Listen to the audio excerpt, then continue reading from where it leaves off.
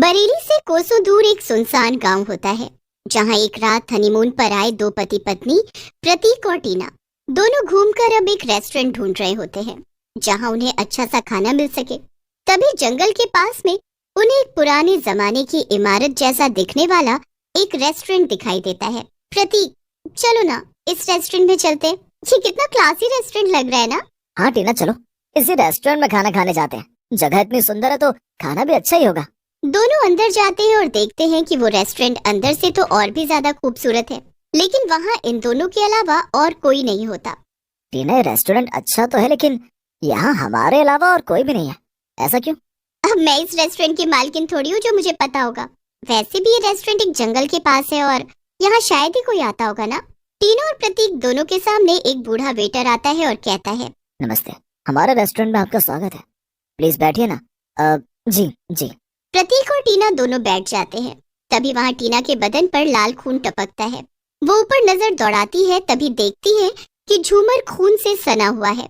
Oh no, ये क्या? इस झूमर पर तो खून लगा हुआ है। ऐसा कैसे हो सकता है? टीना और प्रतीक दोनों बहुत ज्यादा घबरा जाते हैं। नहीं नहीं मैडम, आपको कोई गलतफहमी हो रही है। ये खून नहीं है, ये तो लाल पेंट है। झूमर का रंग उतर गया था, इसीलिए इसे पेंट किया है। ओह टीना, हॉरर मूवीज देख देख कर तुम्हारा दिमाग पगला गया। जिधर देखो उधर अजीब और गरीब हरकतें करने लगती हो। अंकल कह रहे हैं ना पेंट किया है, सो चिल।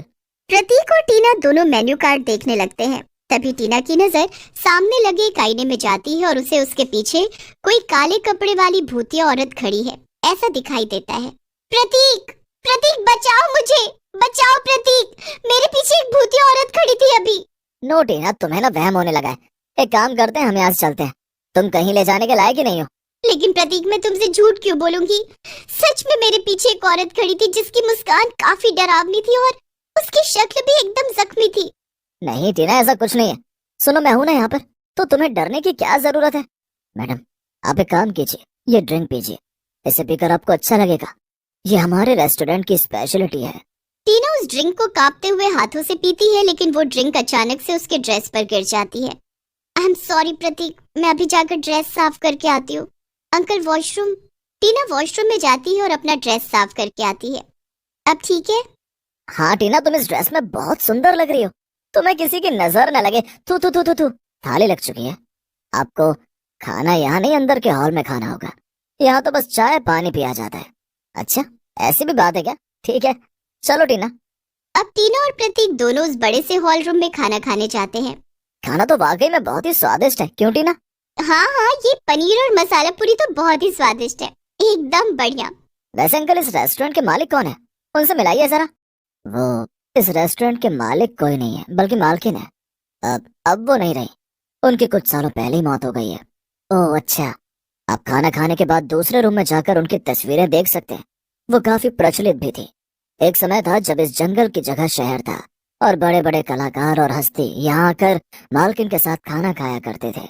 हाँ हाँ जरूर।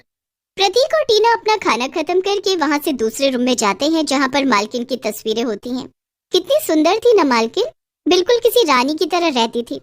इस तस्वीर को देखकर साफ साफ पता चलता है।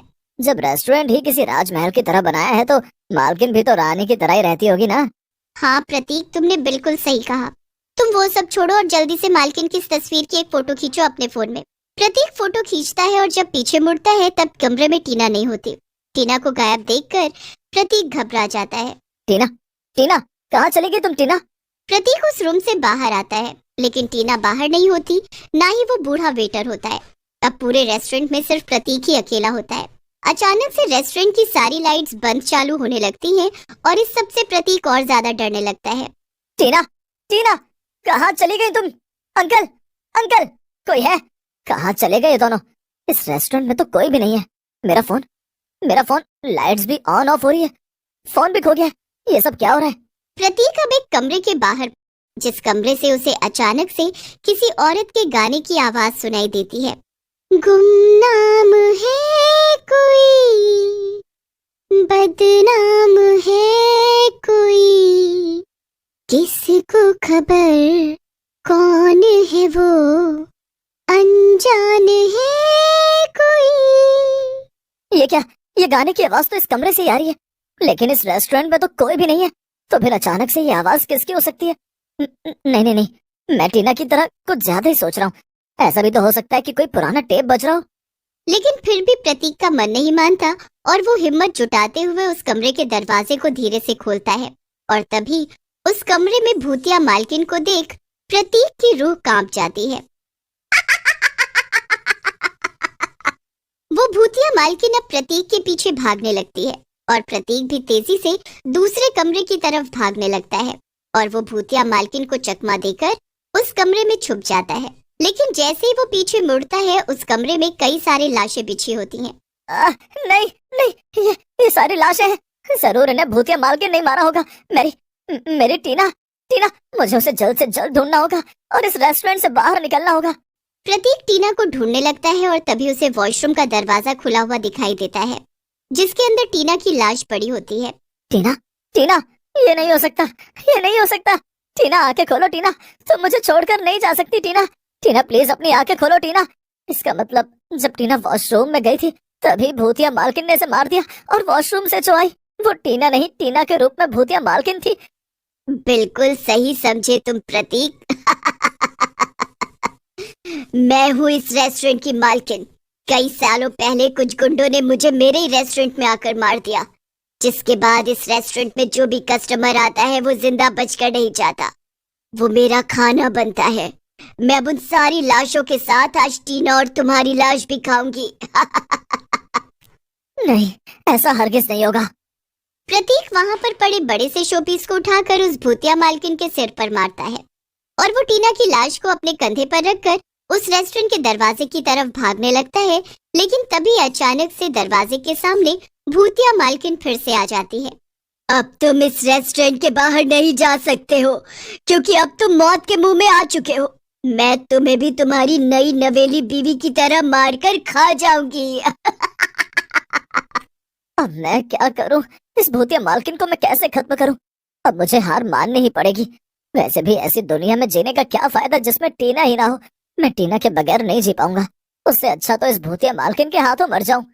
भूतिया मालकिन अपनी काली शक्तियों से एक बड़ी सी तलवार प्रकट करती है और वो फूंक मारकर उस तलवार को प्रतीक पर वार करने के लिए भेजती है। वो तलवार प्रतीक के पेट में घुसने ही वाली होती है कि तभी अचानक से वो तलवार ही जलकर राख हो जाती है। ये क्या? ऐसा कैसे हो सकता है? नहीं, ऐसा नहीं होना चाहिए। और अचानक से सारे मरे हुए लोग फिर से जीवित हो जाते हैं और वो बाहर आने लगते हैं। ये सब देख भूतिया मालकिन भौचक्का रह जाती हैं। ये क्या? ये सब जिंदा कैसे हो गए? और मेरी काली शैतानी शक्तियां ये काम क्यों नहीं कर रही हैं? ये सब क्या हो रहा है? टीना टीना, तुम जिंदा हो गई टीना। लेकिन ये चमत्कार कैसे हुआ? सब पीछे मुड़कर दरवाजे की तरफ देखते हैं और वहाँ पर बाबा और प्रतीक के पापा जगजीत खड़े होते हैं। प्रतीक बेटा, टीना बहू, तुम दोनों ठीक तो हो ना? हाँ पापा, लेकिन आप यहाँ कैसे? बेटा, मैं इसी गांव के पास से गुजर रहा था, सोचा तुम दोनों से मिलता जाऊं, लेकिन तुम्हारा फोन पिछले 3 घंटों से आउट ऑफ नेटवर्क था। इसीलिए मैंने अपने पुलिस फ्रेंड को तुम्हारा नंबर भेजा और तुम्हारा लास्ट लोकेशन पता किया, जो ये भूतिया रेस्टोरेंट के बाहर का था। और मैं डर गया। मैंने इस रेस्टोरेंट के बारे में पहले कई बार सुना था कि यहाँ जो एक बार आ जाए वो फिर कभी वापस नहीं लौटता। इसीलिए मैं जल्दी पास के सिद्ध पुरुष बाबा साधु के पास गया और उन्हें यहाँ ले आया। ये तुमने अच्छा नहीं किया, तुम सब मरोगे अब। ऐसा तभी होगा जब तुम्हारी शक्तियाँ तुम्हारे पास होंगी। मैंने सालों तक हिमालय के पर्वत पर तप किया है और तुझ जैसी भूतनी मेरे सामने 1 मिनट तक टिक नहीं सकती। चल, अब तेरे खत्म होने का समय आ गया है। मैंने इस रेस्टोरेंट के चारों तरफ शिव जी का भभूत फैला दिया है और अब तो कुछ ही पल की मेहमान है। नहीं! इस तरह वो भूतिया मालकिन उस रात वहीं पर जलकर राख हो जाती है और फिर सभी लोग उसकी कैद से आजाद हो जाते हैं और वो रेस्टोरेंट गांव के सरपंच द्वारा तोड़ा जाता है और वहां पर फिर कोई नहीं जाता।